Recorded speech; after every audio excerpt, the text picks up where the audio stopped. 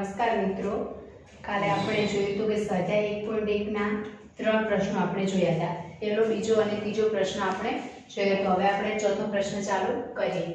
ચોથો પ્રશ્ન શું છે કે નીચેના ગણોને ગુણધર્મની રીતે લખો. નીચેના ગણોને ગુણધર્મની રીતે લખો. આપણે ગણ આપેલા છે 5 અને એ યાદીની રીતમાં આપેલા છે અને આપણે ગુણધર્મની રીતે લખવાના છે. તો પહેલો ગણ શું આપેલો છે? 3, 6, 9 અને 12. શું આપેલું છે? 3, 6, 9 અને 12 છે. હવે આપણે પહેલા તો સંખ્યા જોઈને ખબર પડે કે કેવી સંખ્યાઓ આપેલી છે. પ્રાકૃતિક સંખ્યાઓ આપેલી છે, કારણ કે ધન સંખ્યા છે બધી એટલે કે પ્રાકૃતિક થશે. અને બીજું શું છે? 13 કરતા નાની છે, બરાબર? 13 થી મોટી છે નહીં. એટલે એક ગુણધર્મ શું થશે એનો કે પ્રાકૃતિક સંખ્યાઓ છે અને બીજું એ કે 13 કરતા નાની છે. હવે બીજું જોઈએ. બીજું શું થાય છે કે પેલો ઘટક છે 3, બીજો થાય છે 6. હવે આ 3 એકા 3 આ થશે, બીજું થાય 6 તો 3 દુ 6 થાય, 3 તરી 9 અને 3 ચોક 12. એટલે કે આપણને 3 ના ગુણક હોય એવા સભ્યો બધા છે. કેવા સભ્યો છે? 3 ના ગુણક. એટલે કે એક શું થયું? પ્રાકૃતિક થઈ સંખ્યાઓ 13 કરતા 12 જેટલી એટલે 13 કરતા નાની અને 3 ની ગુણક સંખ્યાઓ થઈ. તો આને આપણે કઈ રીતે લખશું? પહેલા તો જે ગુણધર્મ આપેલા હોય એ લખવાના. પહેલા શું છે? તો કે પ્રાકૃતિક, પછી 13 કરતા નાની, 13 કરતા નાની અને બીજું શું થશે? 3 ની ગુણક, બરાબર? 3 ની ગુણક છે. તો આને આપણે ગુણધર્મની રીતે દર્શાવવું હોય આને તો કોઈ પણ ગણનું નામ આપી દઈએ, કેપિટલ A, અને શું થશે? x, કે જ્યાં બે ટપકા મૂકવાના કે જ્યાં x એ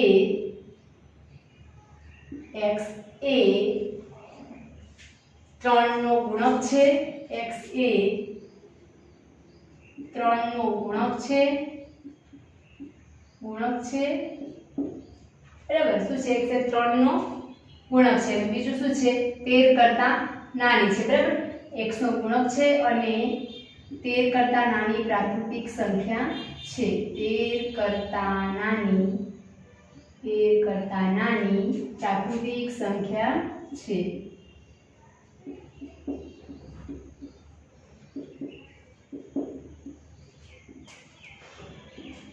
બરાબર? શું થયું કે x એ 3 નો ગુણ. હવે 3 ના ગુણો ચલો આપણે પહેલા તો પ્રાકૃતિક સંખ્યાઓમાંથી લઈએ. ધારો કે આ ગુણધર્મ આપણને આ ખ્યાલ નથી. એટલું છે કે 3 ની ગુણક છે અને પ્રાકૃતિક છે. તો શું થશે? 3 ની ગુણક 3 એકા 3, 3 દુ 6, 3 તરી 9, 3 ચોક 12, 3 પંચા 15, 3 છંગ 18, 3 સિત્તા 21. આ બધી કેવી સંખ્યા થશે? 3 ની ગુણક થશે, બરાબર? બધી સંખ્યાઓ 3 ની ગુણક થશે. 3 ની ગુણક છે, પણ હવે અહીંયા આપણને કેવી કીધી છે? 12 સુધી જ કીધી છે. 12 સુધી મતલબ કે 13 કરતા નાની. માટે આ લખવું પડે 13 કરતા નાની પ્રાકૃતિક સંખ્યા અને બીજું કે 3 નો ગુણક છે. આમ ગુણધર્મની રીતે લખાય. અથવા તો આને બીજી રીતે પણ લખવું હોય તો લખાય. બીજી રીતે પણ લખવું હોય તો લખાય. શું લખાશે? ધારો કે અથવા કરીને લખીએ. અથવા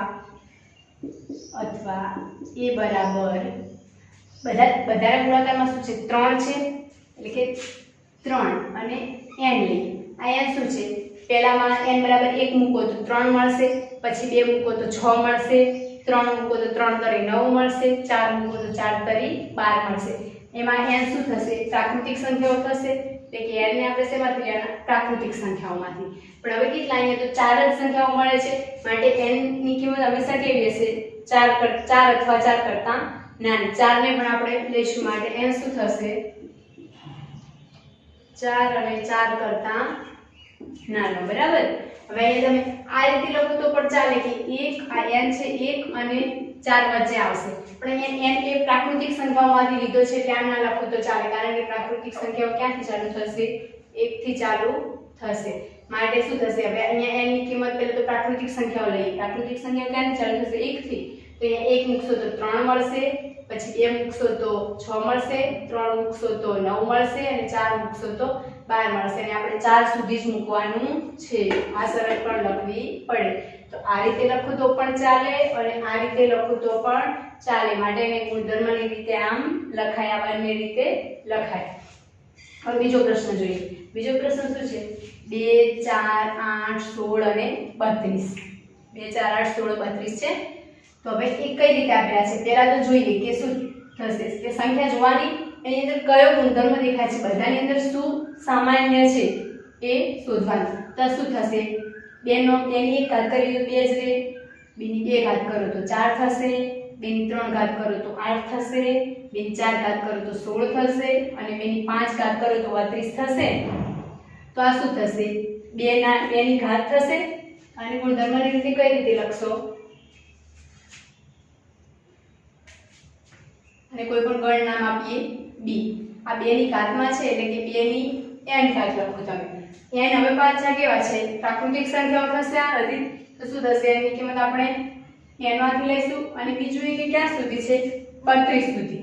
તો 2 ની કેટલી ઘાત 32 આવશે પેલા અહીંયા 1 મૂકીએ તો 2 આવશે, n 2 મૂકીએ પ્રાકૃતિક સંખ્યા એટલે કે n બરાબર 2 મૂકીએ તો 4 આવશે, 3 મૂકીશું તો 8 આવશે, 4 મૂકીશું તો 16 આવશે અને 5 મૂકીશું એટલે 32 મળી જશે। એટલે n ની કિંમત આપણે n ક્યાં સુધી લેવાના 5 સુધી લેવાના થશે। માટે n ની કિંમત શું થશે 5 અથવા 5 કરતા નાની। શું થશે 5 અથવા 5 કરતા નાની બરાબર, કારણ કે આપણે અહીંયા 5 સુધી જ લેવાના થશે।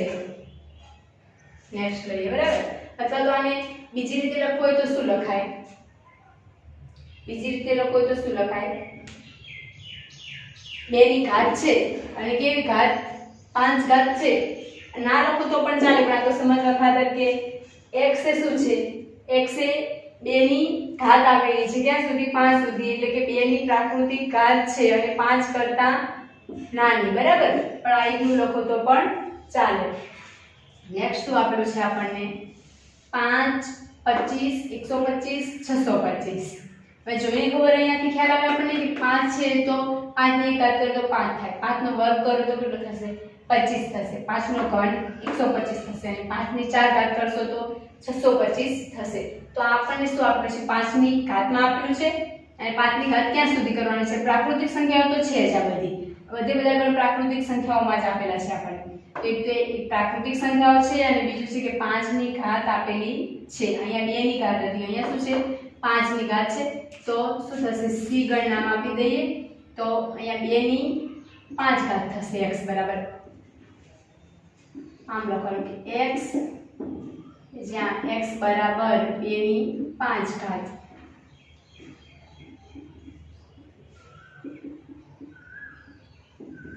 નહીં લખો તો પણ ચાલશે, પણ લખો તો સારું રહેશે બરાબર।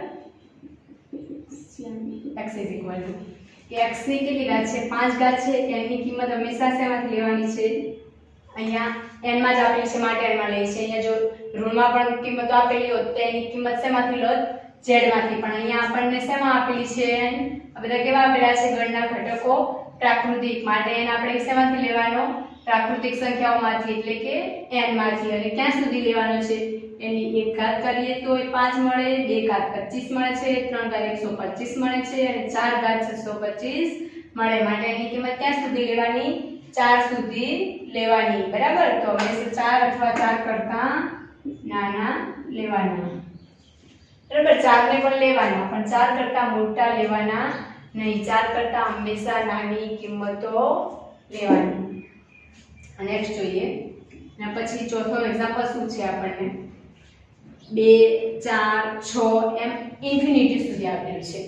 હવે આપણને રકમ જોઈને સભ્યો જોઈને ખ્યાલ આવે કે બધી સંખ્યાઓ કેવી છે પ્રાકૃતિક તો છે જ, પણ પ્રાકૃતિકમાં પણ કેવી છે જો 1 નથી આવતો 3 નથી આવતા એવી સંખ્યાઓ નથી આવતી, 2 4 6 એમ આવે છે અને અનંત સુધી જાય છે। અને પ્રાકૃતિક સંખ્યાઓનો ગણ પણ અનંત સુધી જાય, પણ કેવી સંખ્યાઓ છે યુગ્મ છે, યુગ્મ સંખ્યાઓ છે બધી, બેકી સંખ્યાઓ, બેકી એટલે કે યુગ્મ સંખ્યાઓ।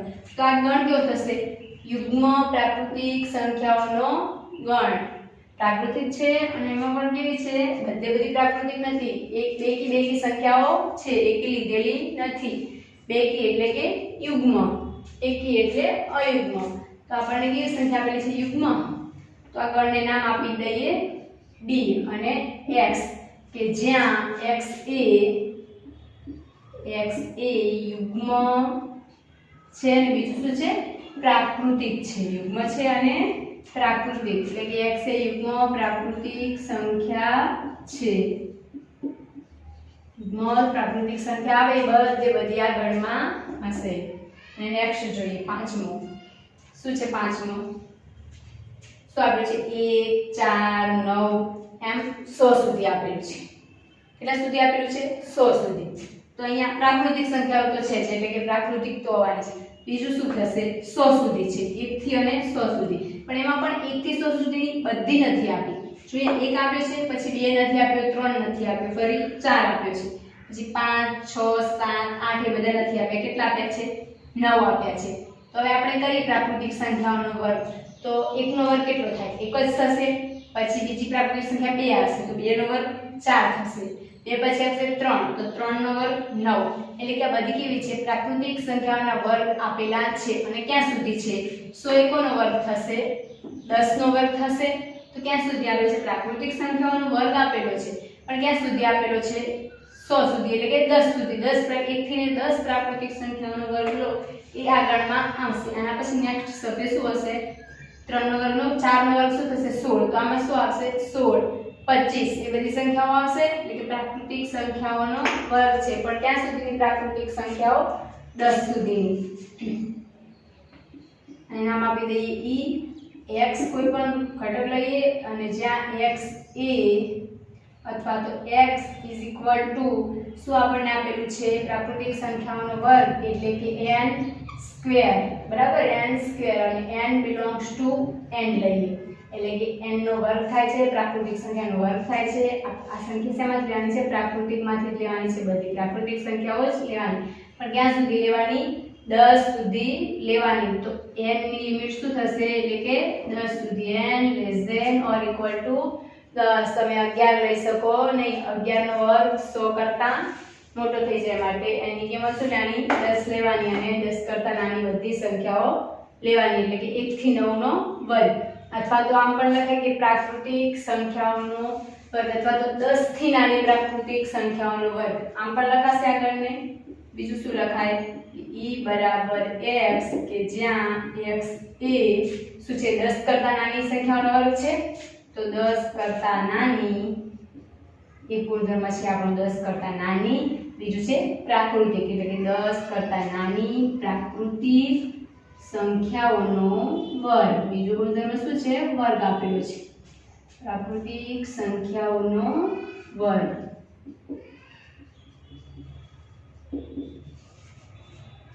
બરાબર, તમે આ રીત લખો કે આ રીત, બેમાંથી કોઈ પણ એક લખો તો સાચી જ પડે. એવું નહીં કે હવે સર અમારે બંને લખવી પડે, કે આ લખીએ તો ખોટું પડે, કે આ લખીએ તો, એવું કશું જ ના હોય. આ બંનેમાંથી કોઈ પણ એક લખો તો એ સાચું ગણાય, અને બંને લખો તો પણ ચાલે. માટે આ એની ગુણધર્મની રીત થઈ ગઈ. ગુણધર્મ. હવે આ પેલા આગળ પ્રશ્ન જોયો તો એમાં શું હતું? આપણને ગુણધર્મની રીત આપેલી હતી, એમાંથી આપણે યાદીની રીત ફેરવી હતી. પ્રશ્ન નંબર આના આગળનો 3 હતો. એમાં શું હતું? આપણને ગુણધર્મની રીત આપી દીધી હતી અને યાદીમાં ફેરવવાનું કીધું હતું. આમાં યાદીની રીત આપી છે અને ગુણધર્મની રીતમાં ફેરવી. આપણે ચોથો પ્રશ્ન જોઈ ગયા. હવે જોઈએ પાંચમો પ્રશ્ન.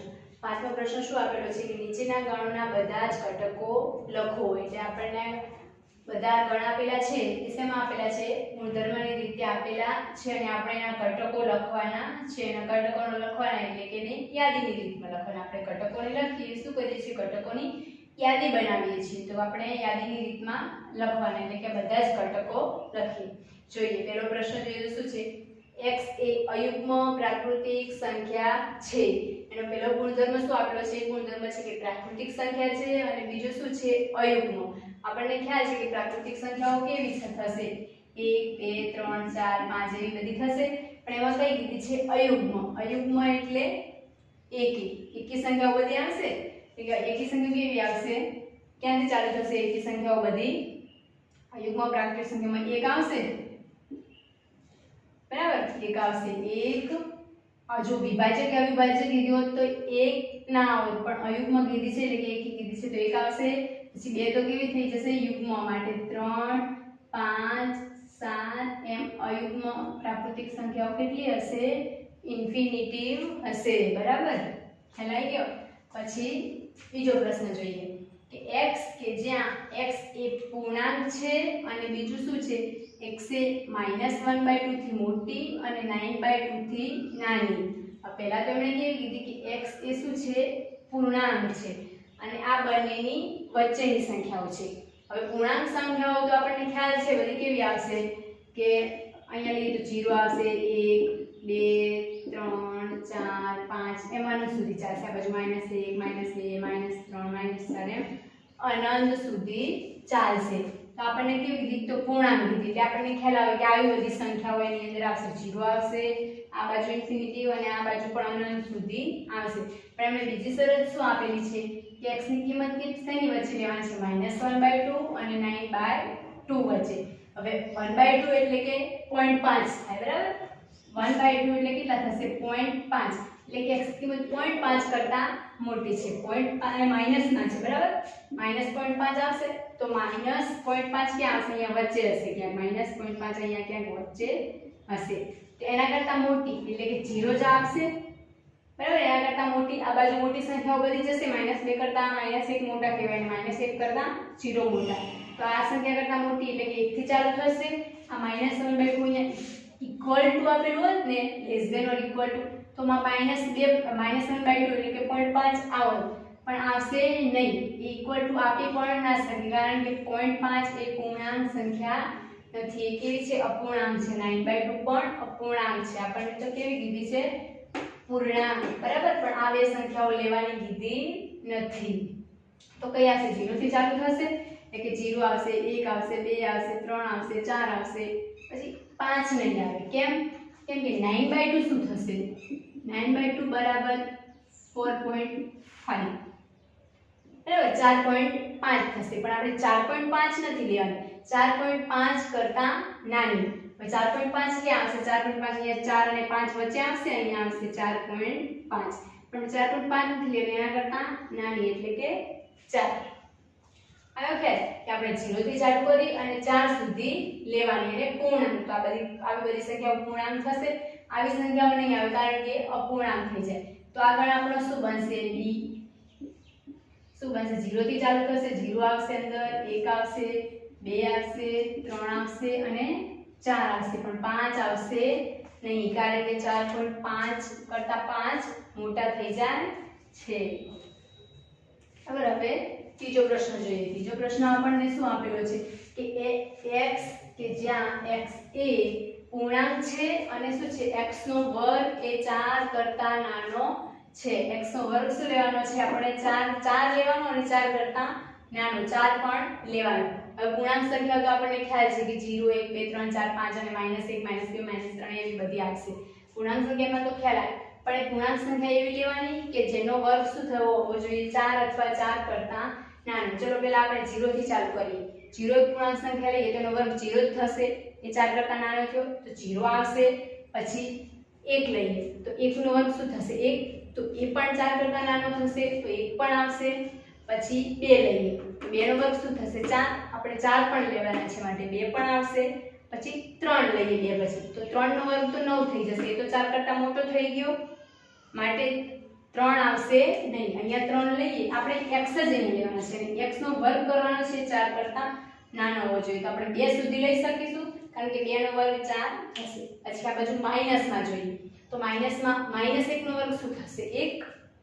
હંમેશા ઋણ સંખ્યાનો વર્ગ ધન સંખ્યા થઈ જાય તો -1 નો વર્ગ 1 થશે તો એ પણ 4 કરતા નાના છે તો -1 પણ આવશે. એના પછી શું આવશે -2 તો -2 નો વર્ગ પણ કેટલો થશે 4 ધન 4 થશે પોઝિટિવ 4 માટે આપણે 4 તો લેવાના છે કારણ કે આપણે less than or equal to આપ્યું છે માટે -2 નો વર્ગ પણ આવશે પણ -3 નો વર્ગ આવશે નહીં કારણ કે -3 નો વર્ગ 9 થઈ જાય માટે કઈ કઈ સંખ્યાઓ આવશે અહીંયા ગણમાં સી ગણમાં -2 આવશે, -1 આવશે, 0 આવશે, 1 આવશે અને 2 આવશે. તમે આટલી સંખ્યાઓના વર્ગ કરો તો એ 4 અથવા 4 કરતા નાના મળે.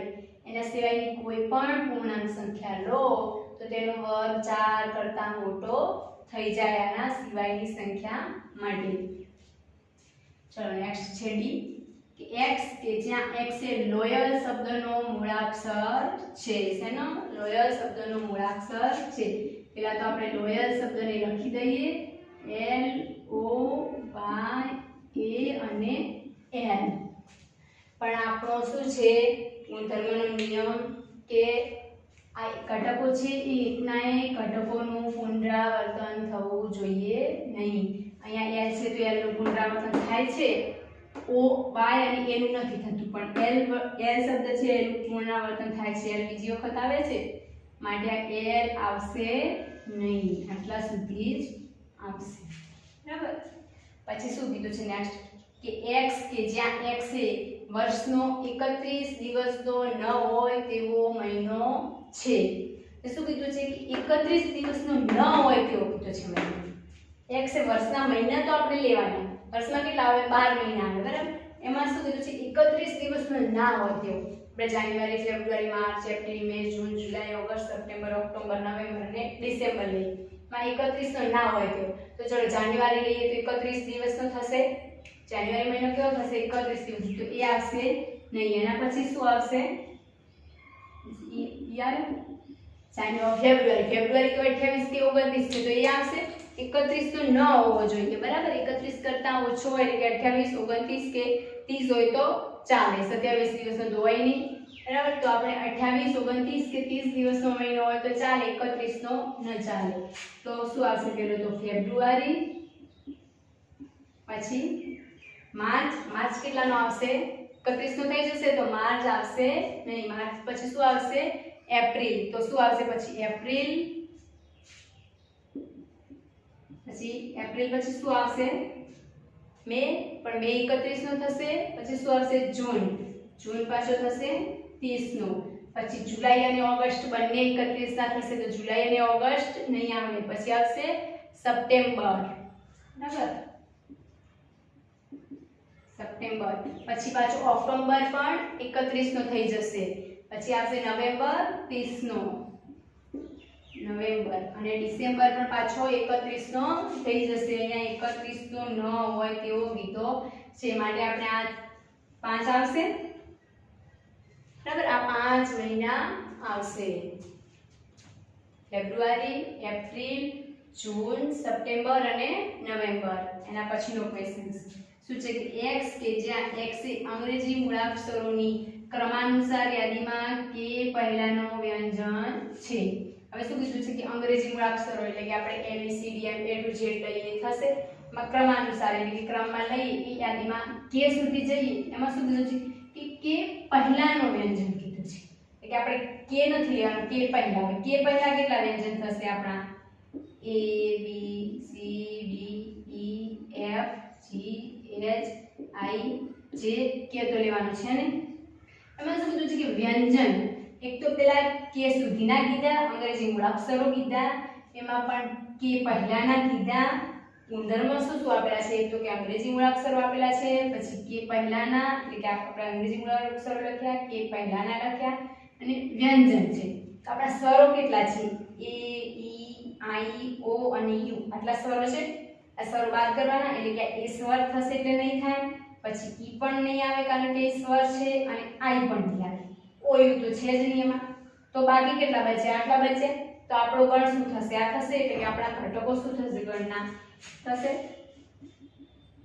શું થશે B C D F G H અને J. આપણો ગણ થશે કારણ કે આપણે વ્યંજનો જ કીધા છે. આપણે 5 પ્રશ્નો સુધી જોયું. હવે જોઈએ છઠ્ઠો પ્રશ્ન. છઠ્ઠો પ્રશ્ન શું આપેલો છે કે ડાબી બાજુએ યાદીની રીતે દર્શાવેલા ગણોને જમણી બાજુએ તેના જ ગુણધર્મની રીતે દર્શાવેલા ગણો સાથે સાંકળો. એટલે કે આપણને ડાબી બાજુએ યાદીની રીતે આપેલા છે અને જમણી બાજુએ ગુણધર્મની રીતે ગણ આપેલા છે. આ આપેલા છે એના એ જ આના ગુણધર્મની રીતે લખેલા છે પણ આડા આડા લખેલા છે. એટલે આપણે સાંકળવાના છે કે કઈ યાદીની રીતનો ગુણધર્મ કયો થશે. તો અહીંયા હવે જોઈએ. પહેલા તો આપણને આમ જોઈએ યાદીની રીતે ગુણધર્મ એટલે અહીંયા ક્યાં જોઈને ખ્યાલ આવી જાય કે આ મેથેમેટિક્સ શબ્દનું મૂળાક્ષરનો ગણ, તો મેથેમેટિક્સ શબ્દનું મૂળાક્ષરનો ગણ આપી દીધો છે. આને તો આપણે ચેક જ કરવાનું ના રહે. હવે બાકીના બધા ઘટકો છે, સભ્યો છે. તો શું આપણે છે 1 2 3 અને 6. 1 2 3 અને 6 ને જોઈને આપણને એમ લાગે કે પ્રાકૃતિક સંખ્યાઓ તો છે જ, પ્રાકૃતિક સંખ્યાઓ છે. બીજી શું છે 6 કરતા નાની 7 કરતા નાની છે. બીજું શું થશે કે 1 2 3 અને 6 1 2 3 અને 6 આ બધી સંખ્યાઓ કેવી થશે 6 ના અવયવ થશે. તો 6 ના અવયવ પાડશો તો શું પડશે 6 ના અવયવ પાડો તો એક તો શું પડશે કે 6 એકા 6 6 એકા 6 હવે 6 ના પાછા પાડો તો શું થશે 2 તરી 6 બરાબર. તો આ 6 ના બધા અવયવો છે.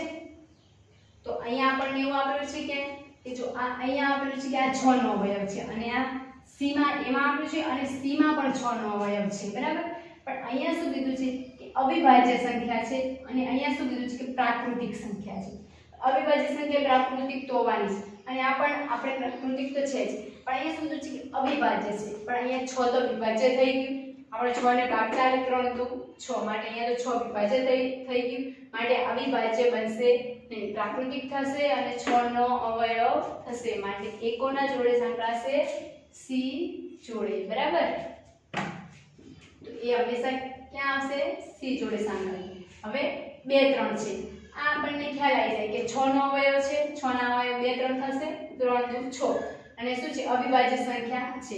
તો 2 અને 3 અવિભાજ્ય પણ છે માટે આ બી ક્યાં આવશે એ જોડે. હવે સી તો આપણને ખ્યાલ જ છે કે ડી જોડે છે અને આ ચોથો અહીંયા આવી જાય એ બાકી જ રહે છે પણ આપણે જોઈ લઈએ શું આપણે છે 1 3 5 7 અને 9 1 3 5 7 અને 9. હવે આ કેવી સંખ્યાઓ છે પ્રાકૃતિક છે 10 કરતા નાની છે અને બીજી શું છે અયુગ્મ છે બધી એકી સંખ્યાઓ છે એટલે કે અયુગ્મ છે 1 3 5 7 અને 9 બધી કેવી છે 10 કરતા નાની છે અયુગ્મ છે અને પ્રાકૃતિક છે. તો આ આપેલું છે કે 10 કરતા નાની અયુગ્મ પ્રાકૃતિક સંખ્યા છે બરાબર. તો ખ્યાલ આવી જાય જોઈને તો આ અહીંયા બરાબર. હવે આપણું સ્વાધ્યાય 1.1 પૂરું થયું. નેક્સ્ટ લેક્ચરમાં આપણે ચાલુ કરીશું સ્વાધ્યાય 1.2.